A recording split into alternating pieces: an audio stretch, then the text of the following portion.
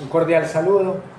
En esta parte de pensar la historia vamos a profundizar algunos elementos importantes sobre el tema del nacimiento de movimientos armados insurgentes en Colombia.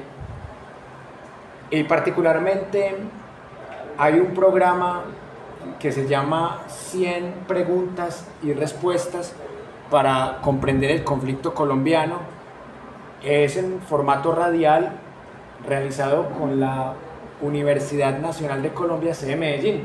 Este programa está basado en un libro que tiene 2 tomos, que también se llama igual, 100 preguntas y respuestas para comprender el conflicto colombiano.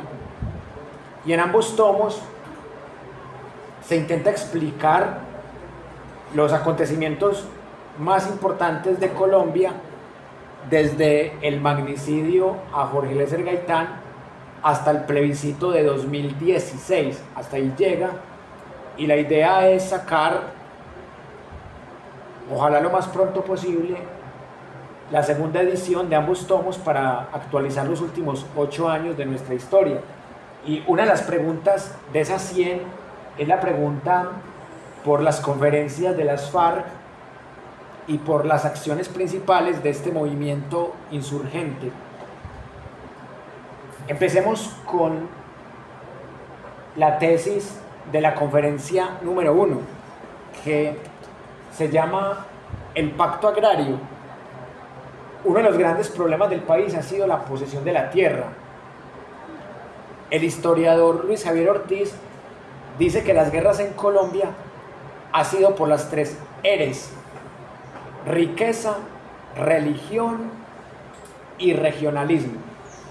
Y precisamente en una sociedad y en una economía como la colombiana, la riqueza ha estado en los medios de producción y en los factores de producción.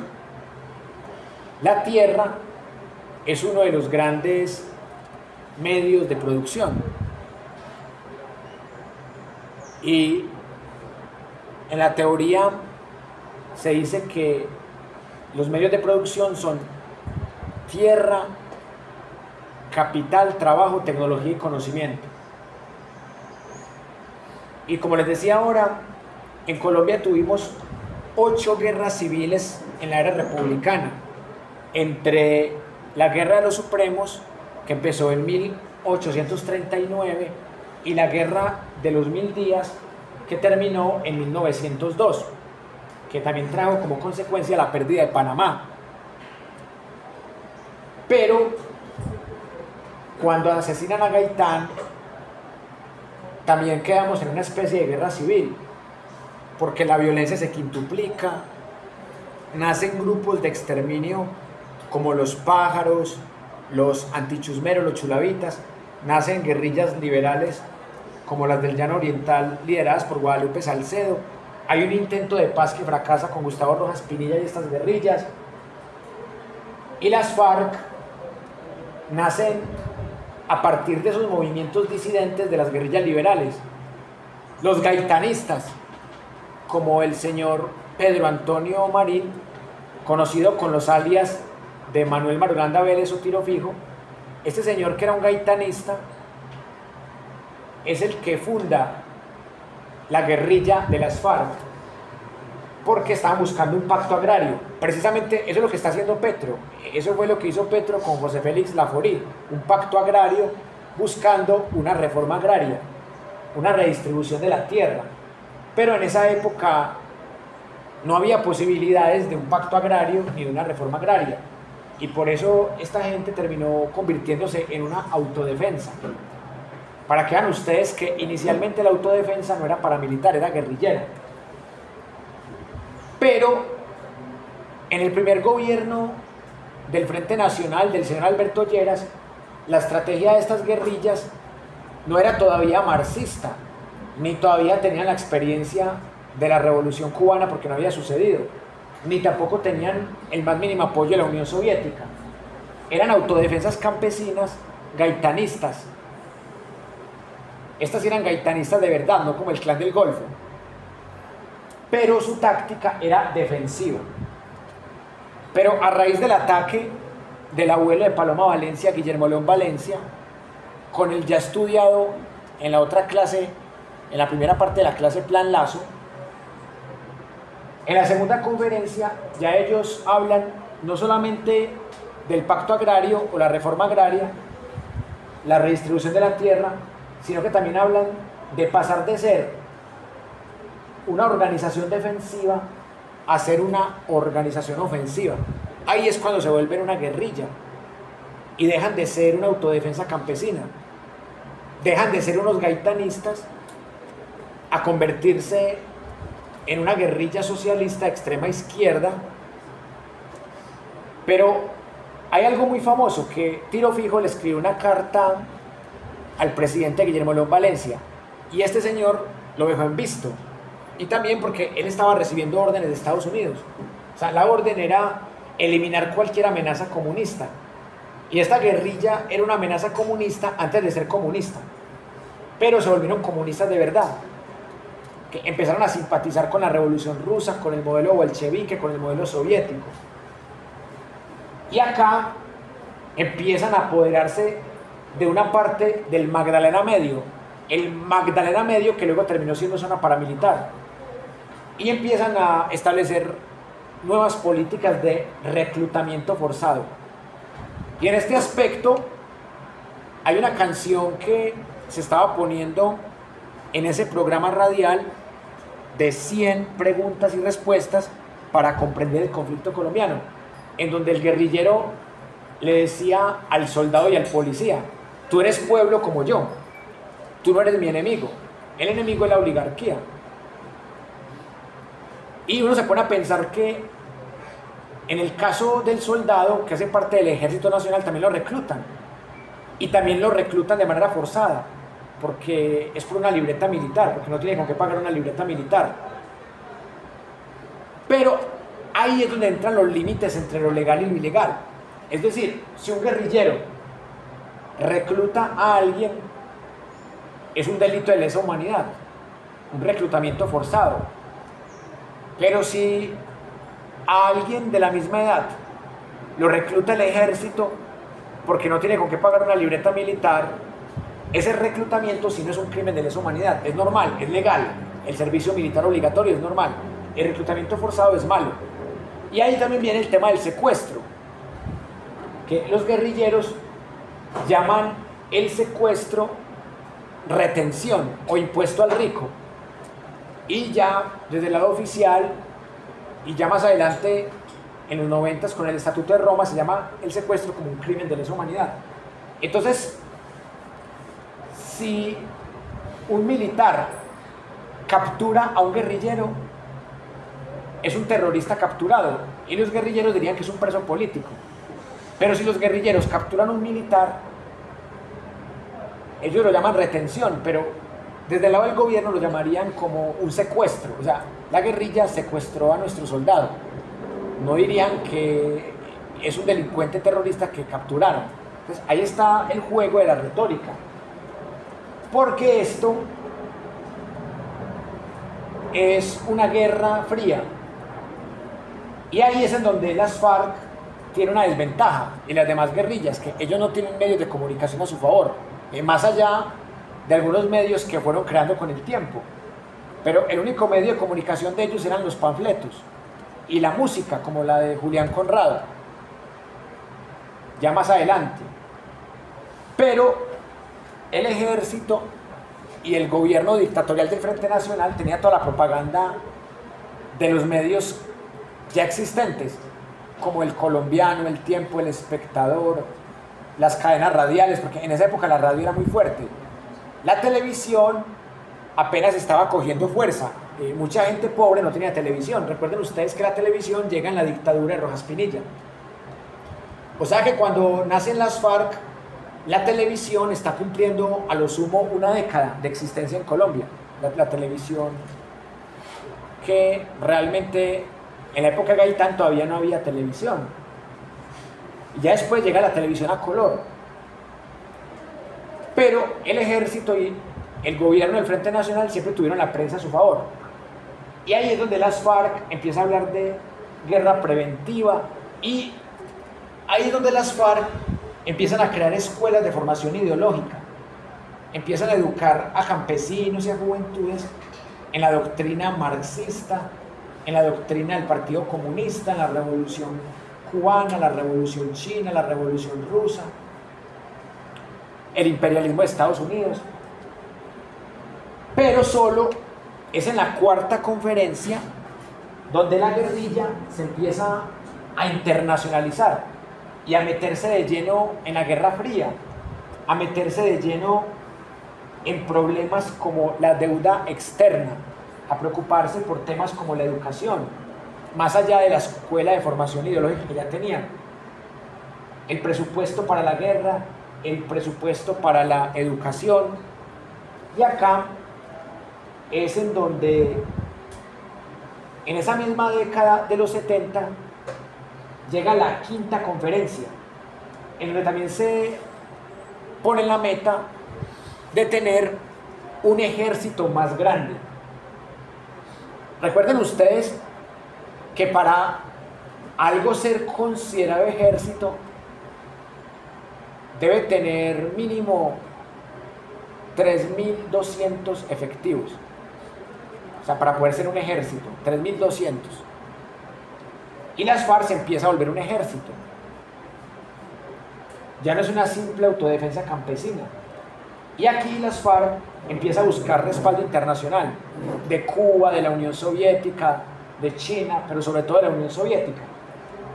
Y por eso este tema del presupuesto es bien importante en esta conferencia. Pero ellos también tratan de buscar una estrategia de expansión, y por eso nace la sexta conferencia, en donde están buscando tener un frente por cada departamento. Ahí es cuando las FARC se convierte en la guerrilla más grande de Colombia, y con el paso del tiempo termina siendo la guerrilla más grande de América Latina. En la época ya de los gobiernos de Pastrana y Uribe, ya las FARC es la guerrilla más grande de Latinoamérica, una de las más grandes del mundo. Pero ojo, las últimas dos conferencias de esta época, que ya conectan con los 80s y esta conecta con los 90s, son las más importantes, porque aquí empiezan a buscar otras formas de financiación. Por ejemplo, en esta séptima conferencia hablan de algo que se conoce como impuesto al narco. Mucho ojo con eso, impuesto al narco. Porque se dan cuenta que con los recursos internacionales no es suficiente, con los secuestros no es suficiente, con las extorsiones no es suficiente. O sea, que ellos necesitan más presupuesto, precisamente porque un año atrás se ha fundado un grupo paramilitar que se conoce como MAS, Muerte a Secuestradores. Un grupo paramilitar que nació a raíz de un secuestro del M-19 a la hija del clan Ochoa, de los narcotraficantes del cartel de Medellín. Entonces, como en el 81 nace un poderoso grupo paramilitar patrocinado por hacendados, por politiqueros y por narcotraficantes, las FARC crea esta conferencia número 7 de 1982, el impuesto al narco. Es decir, el narco que no nos pague un impuesto se vuelve nuestro objetivo militar. Pero los narcos tampoco se iban a dejar extorsionar de una guerrilla, y más porque ellos ya tenían su ejército privado hacía un año. Y aquí es cuando Gonzalo Rodríguez Gacha, alias el mexicano, la mano derecha de Pablo Escobar en el cartel de Medellín, empieza a traer mercenarios israelíes como Yair Klein para que les enseñe tácticas de exterminio. ¿Y saben qué les enseñó Yair Klein a los paramilitares y a los narcotraficantes? Tácticas de exterminio a población civil. Y las FARC, precisamente en este gobierno de Belisario Betancur, habían hecho un intento de proceso de paz con Belisario Betancur llamado los Acuerdos de Casa Verde. Y a partir de ahí se habló por primera vez de que las FARC tuvieran participación política. Y ahí nace el partido Unión Patriótica. La Unión Patriótica tenía exguerrilleros de las FARC y exmilitantes de otras guerrillas, pero igualmente tenía civiles que nunca habían tenido armas o que nunca habían hecho parte de grupos armados ilegales.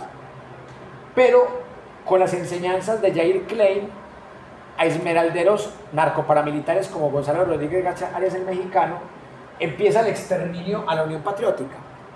Y de ahí viene eso de guerrillero de civil. Entonces dicen que todos los que militaban en ese partido eran guerrilleros de civil. Por eso asesinan a 6.500. Eso se conoce en la historia como el genocidio a la Unión Patriótica, que se lo comparten los gobiernos de Belisario Betancur, de Virgilio Barco y de César Gaviria. Y precisamente en esta misma época de la séptima conferencia también pasa algo que estaba ahorita comentando con Alexander, que hay un frente que crea una disidencia a las FARC, el Frente Ricardo Franco, liderado por un señor muy extraño, conocido como Fedor, o el monstruo de los Andes. Este señor se separa de las FARC y crea una verdadera cacería, porque empieza a capturar a gente en el Cauca y a tildarla de ser gente que es enemiga de su causa. En Tacuello, Cauca, se produce el peor genocidio de una guerrilla en la historia de Colombia. Bueno, ustedes saben que el peor genocidio del narcoparamilitarismo son los falsos positivos, 6.402. Pero el peor genocidio de una guerrilla fue el del Frente Ricardo Franco, disidencia de las FARC, liderado por el señor Fedor, en donde de manera cruel, despiadada, torturan y asesinan a 154 miembros de su misma guerrilla. O sea, es un genocidio de guerrilleros a guerrilleros. ¿Y por qué el señor Fedor los mandó a fusilar? Porque él decía que eran militares, paramilitares y gente del ejército infiltrada. Pero es muy extraño, porque en el video que graba el periodista Benoit aparece un niño como de 15 años y dicen que ese niño es un soldado profesional. Y hay dos mentiras ahí. La primera, en esa época no existía el concepto de soldado profesional y un niño de 15 años no podía tener rango militar. Entonces, estos parecieran falsos positivos, pero este falso positivo fue de la disidencia de esa guerrilla. La guerrilla más sangrienta fue ese frente disidente de las FARC. Pero el mismo periodista Raúl Benoit, años después de la masacre en Tacuello, Cauca, descubre algo que no dice la historia tradicional, pero que hay que recalcarlo. El señor Fedor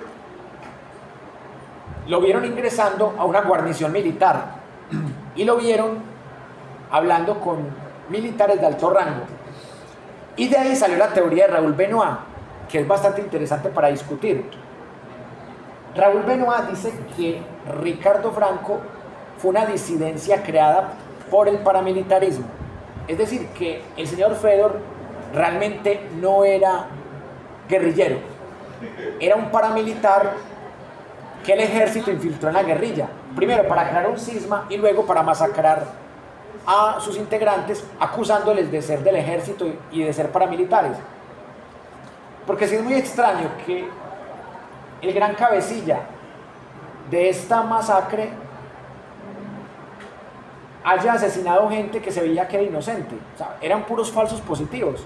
Wilmer, sí, inclusive el periodista fue cuestionado. Raúl Benoit. Que él ingresó al campamento, hizo la entrevista y él no tenía pues la posibilidad de inferir de que cómo iba a ser un militar preparado, un niño de 15 años.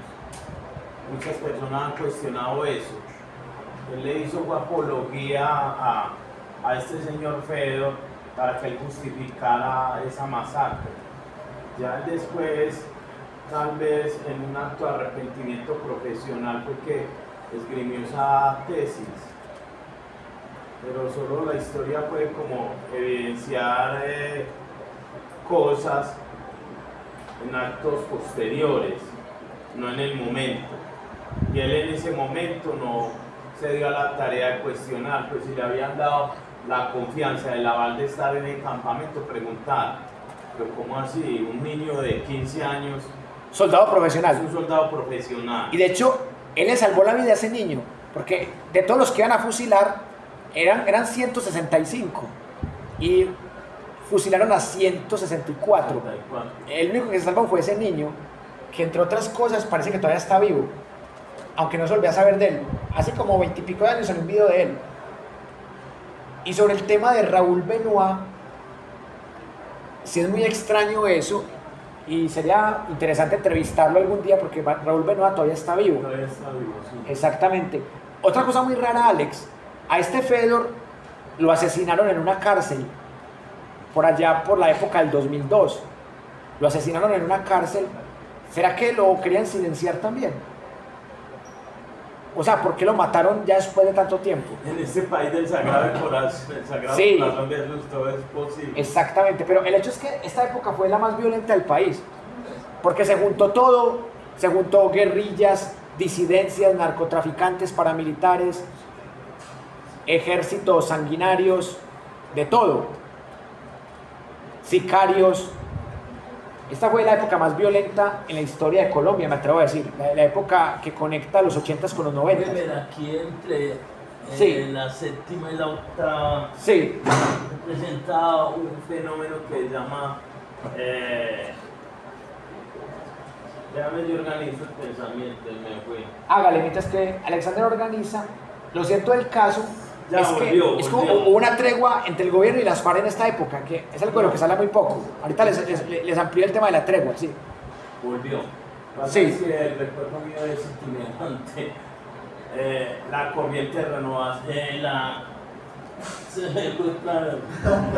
Ah, no, es que la corriente guerrillera, no, porque la corriente de renovación Simón socialista Bolívar. era una disidencia del eso no ELN. sé, no, Eso. desde la coordinadora Guerrillera Simón Bolívar. Simón Bolívar. Eso, que eran unas guerrillas que tenían simpatía Sí, con el supuestamente Simón Bolívar. Sí. Hubo una unificación ahí. En los diálogos de Casa Verde. Porque eso va del 87 al 94.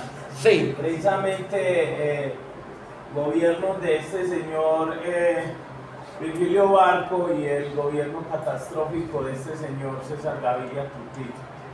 Ahora de pronto hacemos como puntualizamos con relación a eso. Sí, porque hay algo muy interesante también en esta conexión entre la conferencia 7 y la 8. La 8. Porque es que cuando se hace la conferencia 7, las FARC tienen muchos cambios. O sea, no solamente porque se empieza a llamar FAREP, sino porque con esto de cobrarle impuesto al narco, terminan también financiándose el narcotráfico. Y por eso no les afecta que se caiga la Unión Soviética. Ah, que se cayó la Unión Soviética, Cuba se quedó sin patrocinador, nosotros también. Nosotros no la vamos tanto con el Partido Comunista Chino. Ahí viene la pelea con el Partido Comunista Internacional. Entonces las FARC empiezan a volverse narcoguerrilla. En esta época es cuando se empiezan a volver narcoguerrilla.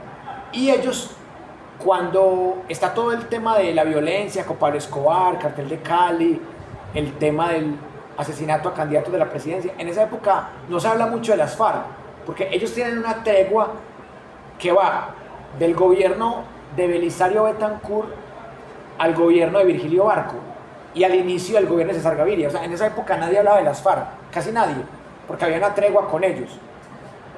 Pero sí había una guerra de ellos contra narcoparamilitares, más que contra el ejército. El impuesto al narco tal lo denominaban el impuesto al gramaje.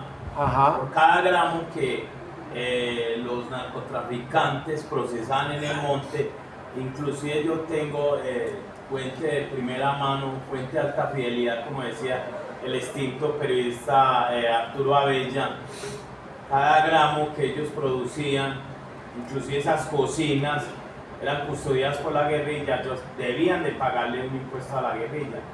De ahí que uno de los primeros guerrilleros que adquirió con mucha relevancia en ese campo fue no, la memoria mía bien está.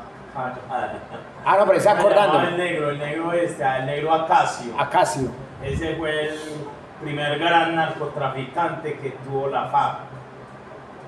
Miren, en 1998, época del Caguán, se hizo un estudio econométrico de las finanzas de las FARC. Y adivinen, las FARC producían anualmente el doble que Bancolombia, en 1998.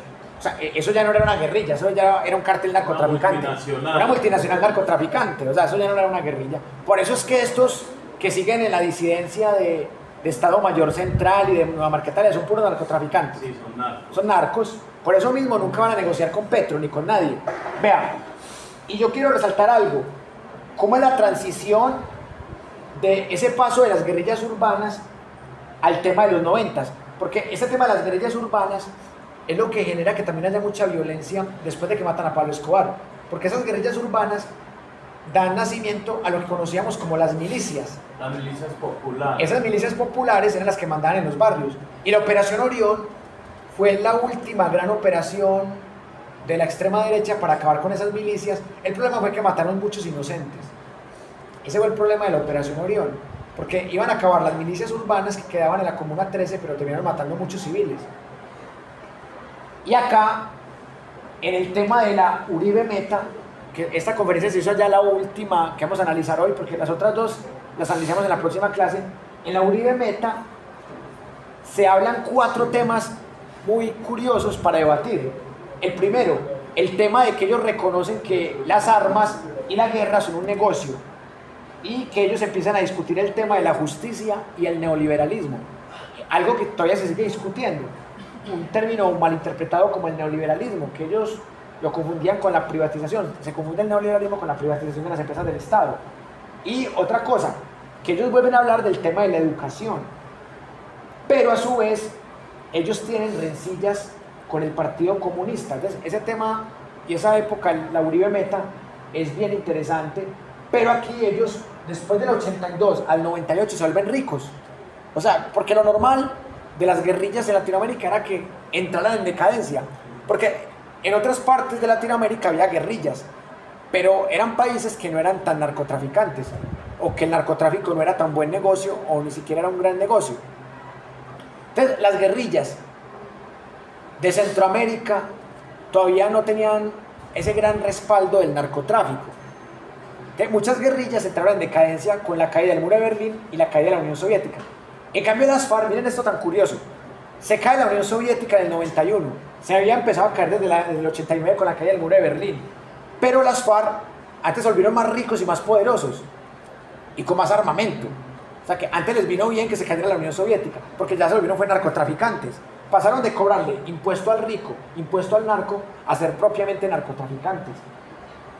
Y por eso casi todos los procesos con las FARC han fracasado. El de Santos, ¿por qué no fracasó del todo? Porque sí hubo guerrilleros que se cansaron de eso, como Timochenko, que ya se metieron fue a la guerra, a la vida civil. Pero ¿por qué Timochenko se metió a la vida civil y por qué Márquez no? ¿Y por qué Iván Mordisco no? Porque Iván Mordisco y Márquez eran más narcotraficantes que guerrilleros. Algo muy parecido sucedía con los paramilitares. Carlos Castaño era más paramilitar que narcotraficante, pero Don Berna era más narcotraficante que paramilitar. Y Vicente Castaño también terminó siendo más narcotraficante que paramilitar. Salvatore Mancuso sí era una mezcla de los dos, como 50-50. Pero aquí es en donde ellos aprovechan que las fuerzas del Estado están concentradas en Pablo Escobar para ellos crecer.